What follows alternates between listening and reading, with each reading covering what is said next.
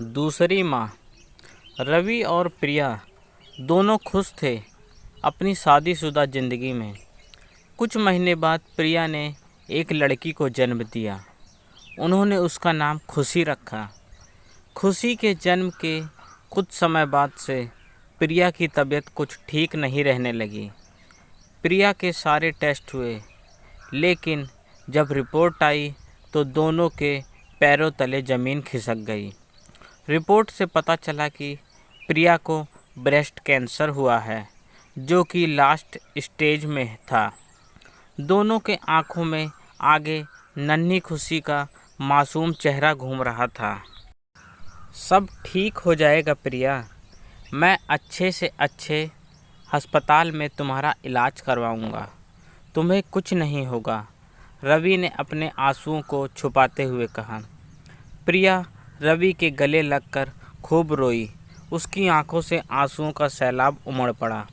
रवि, अगर मुझे कुछ हो गया तो आप खुशी का ख्याल रखोगे ना? आप खुशी के खातिर दूसरी शादी कर लेना। खुशी को उसकी माँ मिल जाएगी और आपको हमसफ़र। ये क्या कह रही हो प्रिया? तुम्हें कुछ नहीं होगा, मैं तुम्हें कुछ नहीं होने दूंगा। मैं तुम्हारे अलावा किसी और के बारे में सोच भी नहीं सकता प्रिया। ये मेरी आखिरी इच्छा है रवि, प्लीज़ खुशी की खातिर तुम दूसरी शादी कर लेना। कुछ दिनों बाद प्रिया चल बसी। अब रवि के लिए बहुत बड़ा गहरा संकट था। वह शादी तो नहीं करना चाहता था, पर प्रिया की आखिरी इच्छा होने के कारण और खुशी की देखभाल के खातिर रवि ने दूसरी शादी कर ली। उस लड़की का नाम था सुमन, जिसका मां ना बन पाने की वजह से तलाक हुआ था। सुमन खुश थी कि उसे खुशी की वजह से उसे मातृत्व का सुख प्राप्त हुआ। सुमन की खुशी की बहुत अच्छे से देखभाल भी करने लगी। खुशी भी सुमन के साथ खूब घुल मिल गई थी। एक दिन रवि ने खुशी को अकेले बैठे देखा और पूछा, बेटा अपनी नई हो ना? खुशी रोने लग गई और कुछ नहीं बोली और वहाँ से चली गई। अब रवि को चिंता होने लगी। एक दिन रवि ने सोचा कि ऑफिस से अचानक जल्दी आकर देखता हूँ कि सुमन खुशी से किस प्रकार से व्यवहार करती है। फिर एक दिन रवि ऑफिस से जल्दी घर आ गया और उसने जो देखा उस पर यकीन नहीं हुआ। सुमन खुशी को बहुत प्यार कर रही थी, उसके अपने हाथों में खाना खिला रही थी।